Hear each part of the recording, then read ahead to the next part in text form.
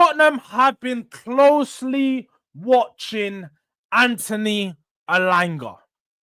Tottenham have been closely monitoring, watching, interested in heating up, whatever you want to do, the buzzwords. We are looking at Anthony Elanga as a potential option off the wing. Now, to look a bit more into Anthony Elanga and how he played this season, we're going to go into the numbers and that side of things. But before we do, let me give you guys my opinion on Anthony Elanga. Decent player. Very similar to Brennan Johnson, as he's good off the ball. A lot of his best work is done off the ball, making runs, shadow runs that's taking defenders away, running into open spaces, or being in the transition. Anthony Elanga is cold in the transition because he's rapid. One of the fastest players in the league. And if you get him on the transition, he will blow straight down in a straight line. He scored a goal very similar to Theo Walcott's against Liverpool in Champions League this season, where he's just running, bundles it into the goal. But he's not a goal scorer. That's the thing. When you actually watch Anthony Elanga, he doesn't score a lot of goals. He's not that clean with his finish, not that good with the dribble. Better, again, with the ball away from his feet. And the numbers go to show that. Just 6 goals in 43 games in all competitions, 11 assists, or I should say 12, which is a good amount of assists. I can't take nothing away. 12 assists in all competitions, but just 11 in the Premier League is a very good turnout for a player of his experience, but more importantly, his age. And to play for Nottingham Forest is one of the top assisters in the league. Now, as we know, Spurs are looking for multi-functional forwards. You're going to get tired of me saying that. And you're going to be like, what is a multifunctional forward? This is a multifunctional forward. Someone you can see who's played in multiple positions this season. Right winger, right midfield, central forward, left midfield, left winger, attacking midfield. Obviously, he plays off the right predominantly, but also appeared in the middle, off the left, and off the right. So you can see here, he is a player that, shit, scream it black, but we're back. He is a contribution in that front line. So we can't take nothing away from him when it comes to that. But this is where some of the problems lie. And we're going to look into the actual data side of things. And you know, we're on our favorite website, Data MB. But what I should have done is, let me do a comparison. Let me do a comparison because I don't like this. Let's do this. Let's actually type in Elanga, and then we'll do Johnson just to show you guys the comparison of our 2 potential right wingers. So, as you can see here, they played very similar minutes. 2007, he played every single game. Johnson didn't play every game, but he played obviously a lot of minutes still. 2,400 minutes as opposed to 2,750. So this might actually be one of the closest and best comparisons that we can do, because you got 2 players who play similarly, played similar amount of minutes, similar in age. So let's actually look at this. Now, as we can see here, if you look at the graph, Anthony Elanga is a more well-rounded winger than Brennan Johnson. Brennan Johnson excels in simply just 2 things. That's expected goals and assists and non-penalty goals, because he scores a lot of goals. But away from that, you can see Anthony Elanga has more about his game than Brennan Johnson. You've got 74.5 in progressive carries as opposed to the 29th percentile. You've also got him in the 83rd percentile for dribbles as opposed to 37.7. So he's obviously not as much of a dud dribbler as I say. The data shows that I'm a little bit wrong. On the eye, he's not the cleanest of dribblers. But the data shows that he does get forward with the ball. He's a lot better than Brennan Johnson, who can barely run in a straight line. Obviously, as we just highlighted, non-penalty goals is nowhere near as high as Brennan Johnson, because Brennan Johnson, I don't think he took a penalty all season. So his expected goals, assists, and non-penalty goals is a lot higher. Now, assists, this is where they are different.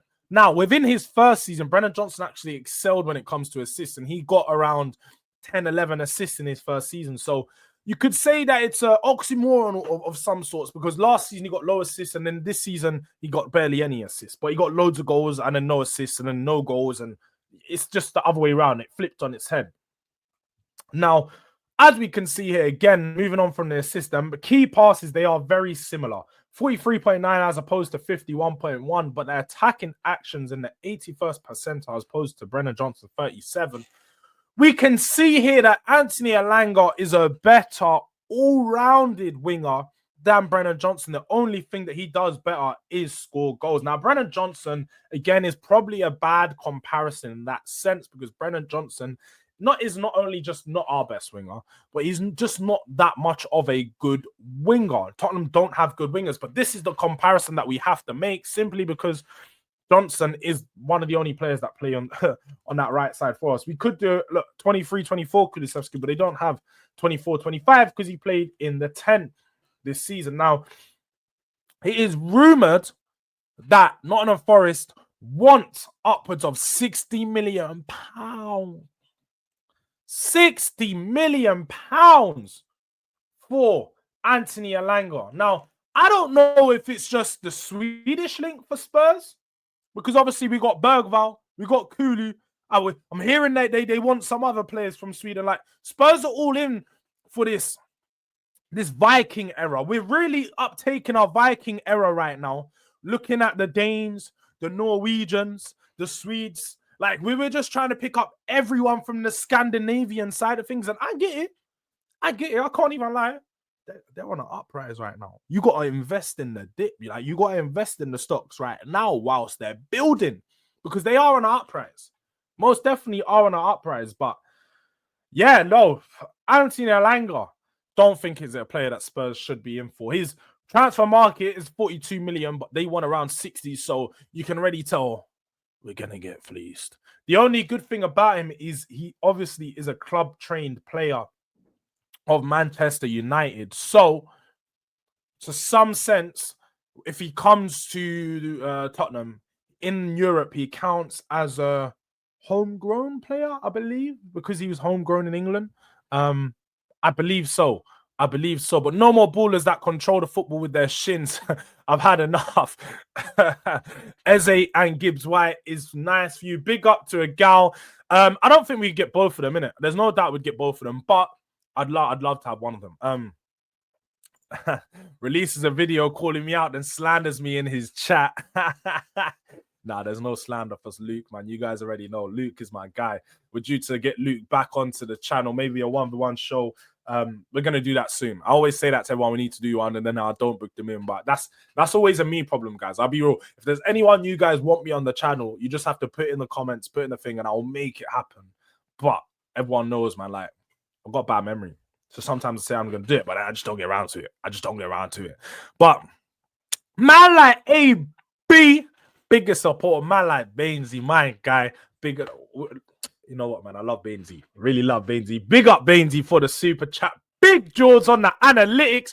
Just trying to be like you, bro. They don't know. Going back years, AB used to be the original analyzer. Going through to be fair, one day he's put, no, don't like to be on camera. Maybe we could do the off-camera thing. But one day we're gonna get AB on the show because AB will break down all the finances for Spurs. He will give you guys what you guys see on Sean's channel. AB can do that at the same level, maybe even better. He give you the whole breakdown of Spurs PLC, what's going on. Do Spurs have money for this transfer window? He can give us that breakdown, but busy man. So maybe not soon, but one day eventually we're gonna get that.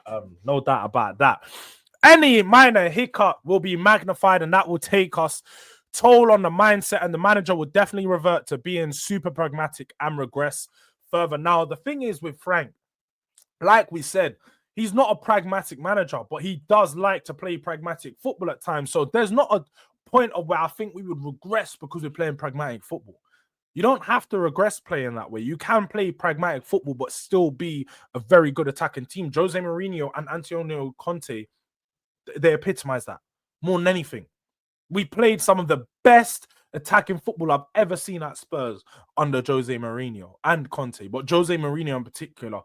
The amount of goals we used to score when we saw Bale, Son, and Kane playing together, that attacking football was just scintillating at times.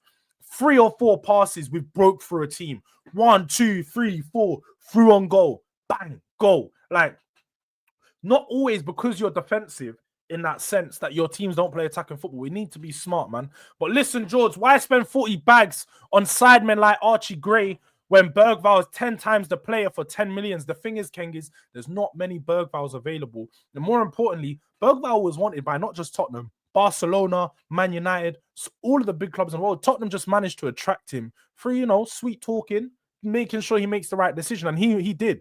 But I guarantee there's loads of players Spurs are in for when they're young that we don't sign that go on to be top level. It's just hard to get those signings to come Tottenham all the time, innit? You have to, like we done with Bergvall and Archie, we gave them a lot of minutes. We told them we're going to play them a lot this season, and to our detriment, it paid off, luckily, at the end with the European trophy. But there was many times in the season that people weren't happy with the amount of minutes that Bergvall and Archie Gray was playing. A lot of the times early in the season, I had one of my biggest arguments on stream with Box Office when we was on the Football Terrace and he tried to get onto Archie Gray. Like, not everyone's happy with the amount of minutes that some of these players get. So we got to be understanding it. We got to be understanding. But mate, we finished 17th last season. I don't know how much more you can regress than that. Facts. But anything Bale touched was a goal. Bale was moving crazy in that season. 11 league goals in like 20 games, and he was coming off the bench half of the time. Like, Bale was not taking no prisoners. But moving on to the next player, because like I said, we are on a raid. Yeah. We're really moving like Vikings right now. Yeah. With Thomas Frank coming in, we're really moving like Vikings, and we're on raids right now. We're really on raids, going into next man's towns and city. Yeah. And right now we're going up to North, going to Nottingham, and we're taking everyone. We're taking everything. Because the next player that Spurs I've seen is heavily interested in is MGW. It's worth keeping an eye out for interest from Tottenham in Morgan Gibbs-White, as reported by Tom Colomosi. Morgan Gibbs-White is a player that was wanted by Manchester City early in this window, but with the signing of Tijani Reinders and Rayan Cherki now confirmed, it looks very likely that he will not be going to Manchester City, and he will be available for transfer for another team. Now, Spurs have been heavily linked with Morgan Gibbs-White. Again, in the previous 12 to 18 months, Spurs have always been linked to him. Prior to signing Maddison, I remember Morgan Gibbs-White being an option that Spurs were looking at. Now, for me, I think Morgan Gibbs-White, as opposed to Elanga, is actually a good player. He was voted for potential player of the season, and I believe he may have made team of the season. He may have made the PFA team of the season. But he's a good player. Plays in the 8/10. He's sort of a hybrid 8, you could say. So he could fit into that role, but also at the same time, he can play in that more creative role in the 10. But for me, with regards to Morgan Gibbs-White, I struggle to believe that he's the player that bridges the gap for Tottenham creatively to go into that Champions League. I struggle to think that he's much of an improvement on Maddison. And I don't think that he's better than Kulusevski. Now, that might just be me being a Kulusevski stan, because I most definitely am. But I don't think Morgan Gibbs-White is better than those two players. But we'll look into some of the data to discuss that, as we do for every single one. So, he's obviously 25 years of age, still young, within that perfect age range. Spurs are looking 23, 27, we have been told. So I don't think that he's currently better than any of our midfielders, as you said there, Jay. I don't. I just don't think that he's better than any of our midfielders. And I'm going to make sure that, let me make sure I do that. Data, I'm going to make sure we get, we do the comparison with our players. Yeah, I'm going to make sure we get that one up. Midfielders, before we go into all of that, let me just have this up. Yep. Morgan. There's no way they got Gibbs-White. Yeah, there we go. All right. So, looking at the numbers, I think this might actually be a reason. Some people don't know, but Tottenham have very good links to CAA, the agency. A lot of players that we've signed have been with the agency, and we've also used the agency to sign sort of been intermediaries between us making signings before. So CAA could be a reason why Spurs are linked. We got quite a few players that are under that agency. But looking at his numbers, 38 games played, 7 goals, 10 assists. You could say that is good numbers for a guy in the attacking midfield. Almost 20 GA. You can also see there that he has 9 yellow cards. So he's a tenacious player. He is someone that likes to get stuck into tackles. As we said, he does play in that 8, is a bit more defensive than Maddison or Kulusevski, you would say. But going forward, just don't think that he has the numbers to back up what people think he is worth. Now, looking into the numbers, we'll be able to see here, this is the 3 different graphs. Now, before I actually tell you whose graph is whose, how about you have a guess in the chat? Whose graph is whose color is who? Let me know who you think. Let me know who you think in the chat. We can't have a 10 with more yellows than assists. That's big facts. You can't have a 10 with more yellows than assists. He's a good ball carrier. Yeah, I mean, do the stats show that? Who do you think? Who do you think? What are the players' names? Maddison, Kulusevski, Morgan Gibbs-White. Who do you think? Man said Pink Eze. Yeah, no, it's just Maddison. Whenever I'm comparing them, I try to keep the comparisons to Tottenham's current players because I think it makes sense to see if they can improve on our current team. But I can add Eze in there if you want. What I'll do is we'll add Eze in there just to show you guys where Eze. He's on the winger list. We can't even do that comparison. Eze is on the winger list, people. So we can't even do that. But have a look at it again. Maddison, pink, yellow, Kulu, blue, MGW. Well, that's definitely green. It's definitely green and not yellow. But it's clearly someone needs spectators. Yeah, spectators, bro. Specsavers. Jay, yeah, man, you're cooked. You're cooked. Matters grew blue, green Kulu, pink MGW. Fairs. Yeah. Tells a good ball carrying, fans line breaking passes. That's why we're looking at him. MGW is blue. Well, look, some people had some very good guesses. I can't lie. We'll scroll up. As you can see here, MGW is the green, Kulusevski is the blue, and pink is Maddison. Maddison, obviously, when it comes to the numbers, had the most impressive season of the 3 with his high goal numbers, high assist numbers. But looking into the actual data, Maddison played the least amount of minutes. So his percentiles are a bit easier when you average them out across the season because he's played less games. We should know that by now. Now, Maddison is older than Gibbs-White and Kulusevski. So that's another thing to take into consideration when talking about these players. But looking into it a bit here, Kulusevski's duel percentage is really bad. It's really bad. He gives away a lot of fouls. I can't even lie. I tried to ignore that about his game last season, the season before last, but he gives away a lot of petty fouls. So as you can see here, duel percentage from Kulusevski is really low. Maddison's 54.2, Morgan Gibbs-White is 16.0. So Maddison actually wins the majority of his duels and probably in a much higher percentile than the other 2. When you talk about defensive actions, Kulusevski does have more defensive actions, like I said, but he gives away a lot of fouls. So I'm not too sure what we could take from this. Now, with the progressive carry side of things, this is where Kulusevski is one of the best in the league, driving with the ball, leaving his players in the dust. And this is where, you know what, Morgan Gibbs-White, the numbers are good. We can't take nothing away from it. 82nd percentile. As you can see here, he's really close. This is the one thing where Maddison falls quite short of the 2. But then when you go into all the other numbers, Maddison really starts to excel. Would you say numbers are influenced by the team's play style? Most definitely, Jay. A lot of teams in the transition will have players with high carry numbers, high forward passing numbers, passes percentage numbers. Those numbers are a lot higher because you play in the transition. Your passing percentages and your forward passes is going to be more because you're always playing forward. You're always catching teams on the counter, but also you're going to be carrying the ball within to open spaces more. So you're going to have a better carry percentage and your dribbling is going to be better because when you're running, you're not running through 4 or 5 players on a low block. You're running at teams that have just got open space who are running back themselves. So Nottingham Forest are way more defensive. So that's why some of the numbers for Morgan Gibbs-White on some of these percentages will be higher than what it would be if he was a Tottenham player. 70 million for a light-skinned Saar. Please, Jords, be serious.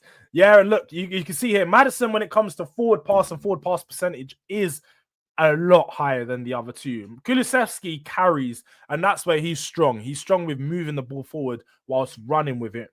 As same with Morgan Gibbs-White, when it comes to actually passing the ball forward and making those line-breaking passes, they don't excel as much as Maddison, but still decent numbers. When it comes to key passes, Kulusevski is the highest, but they're all very high themselves. And with the progressive side of things, again, Kulusevski picks up the ball in those areas where you could say he's probably not going to make as many progressive passes because he's dribbling with it rather than Maddison, who's going to pass it forward majority of the time. And Morgan Gibbs-White, who, again, he does a bit of both. He likes a balance between the dribbling and the between the carrying and the passing. So Morgan Gibbs-White numbers aren't bad. But this does show me that he's not better than any of the players we have, as he doesn't excel or win anything here. He's not higher than any one of our players in any metric.